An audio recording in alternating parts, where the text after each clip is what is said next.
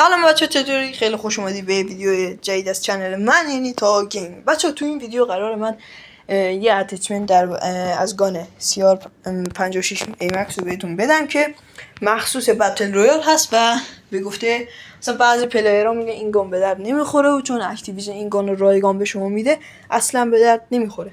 بچه ها ما یه اتچمنت الان اینجا براش چیندم. بله، این اتچمنتیه که مشاهده میکنید و اتچمنت بسیار خوبی هست و انمیا رو واسهتون درو میکنید. مثلا میتونید این پرک مثلا به جاش بردارید و یه دونه موزل براش بذارید. بله، این موزل هم میتونید براش بذارید.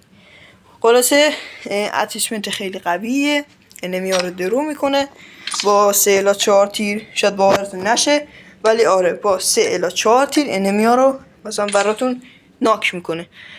خلاصه این گان خیلی خوبی هست. بریم آزمایشش ببینیم. خب بچه ها، ما اومدیم تو مپ تمرین و گان CR56 رو بر میداریم. نمیسید این لیزین بشه.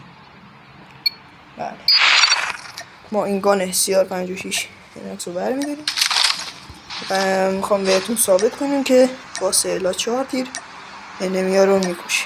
خب ما ببخشید پاتا رو ظاهر کردیم، میگیریم روش. بله، 4 تا تیر میتونیم انمی رو بزن. این تمام ضعیفه، اینجوری میشه. میتونید خیلی راحت انمی ها رو بزنید.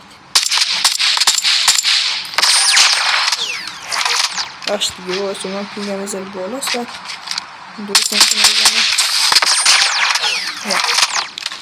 خب بچه ها، اینم بود از اتچمنت CR56 مکس ما.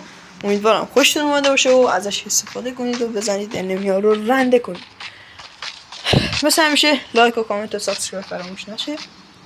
و تو ویدیو قبلی گفتیم قرعه کشی داریم، برید ویدیو قبلی که درباره نمایش گانیا نایف بود زیرش کامنت بذارید، تاها گیمینگ و با یه قلب قرمز، و تو قرعه کشی شرکت کنید و امیدوارم که برندش یکی از شماها باشه.